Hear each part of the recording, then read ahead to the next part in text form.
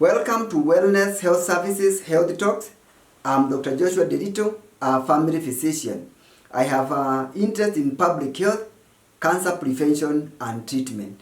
In this video, we are going to look at osteoarthritis and look at the natural management of osteoarthritis. What you can be able to do to heal osteoarthritis without using medicine.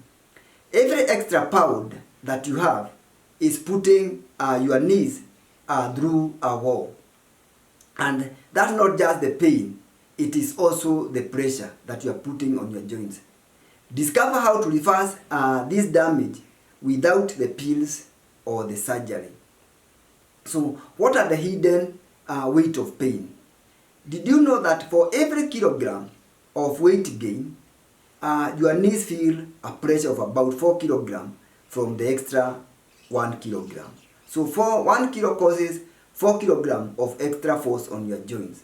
And that's like walking around with a child hanging on your knees every single day. So every time that you have extra weight, remember that you are walking around putting a lot of pressure and causing a lot of distress on your joints. So let's look at what is the connection between obesity and the osteoarthritis. When you have more weight, it means more wear and tear of your joints. Fat tissue is also a source of chronic inflammation. And the extra adipose tissue that you have put, it is known to be a source of inflammatory adipokines, which cause inflammations. And that's why it is not only the weight-bearing joints that are affected, it's every joint in your body that is affected by the extra weight that you have because of the adipokines. So your joints stay irritated. The cartilage breakdown fastens, and this is especially worse in your knee joints, your hips, and also your spine. So if you have extra weight and you cannot be able to lose weight, then this will be a lot of pressure to your joints. You have to live on painkillers, and your life becomes very uncomfortable. So how do we naturally reverse this without using medicine? There are some proven strategies that have been shown to ease the joint pain. One is using anti-inflammatory diet. Which is this anti-inflammatory diet? One is embracing leafy green vegetables and having plenty of them. At least your plate, half of what you are consuming should be leafy green vegetables, and your joints will thank you. Then consuming some anti-inflammatory foods like turmeric, and also foods that are rich in omega-3. Omega-3, you can get them from some foods like eggs. You can also get them from olive oil, and they are very helpful when it comes to joint health. Then you have practicing gentle exercises. You can start when you have a lot of pain, start slowly and build up progressively. You can start with the simple walking and walk around like 10 minutes.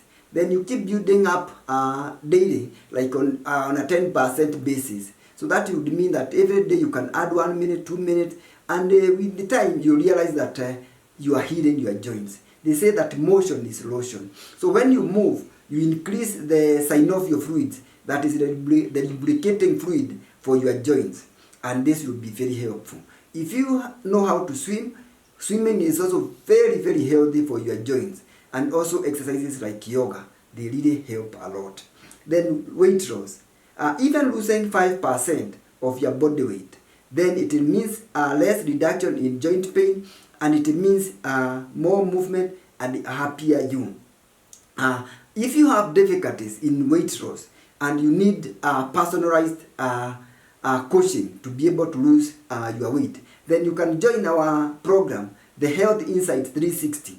This is a program that is specifically targeted to people who have extra weight, they have obesity, they are overweight, and they really want to lose weight, and this will help them improve their joint health, If you have diabetes, you can reverse the diabetes, and if you have hypertension, you can also be able to reverse your hypertension without the use of drugs, and embrace the natural ways of healing. Then hydration, ensuring that you take adequate amount of fluid. They say that 6 to 8 glasses of water, but this is not the gold standard. If you want to know how much water you take, then it is dependent on what is your work. Are you exercising? The kinds of food that you have eaten. So it is not a one suit fits all. And the average is taking your weight. Look at the activities that you're engaged in. Are you exercising? Are you working outdoors? Take your weight and multiply it by 0.033, and you will get the amount of water that you are supposed to get every single day. And so make sure that at least before the end of the day, or to a comfortable time, you have taken your daily dose of the water.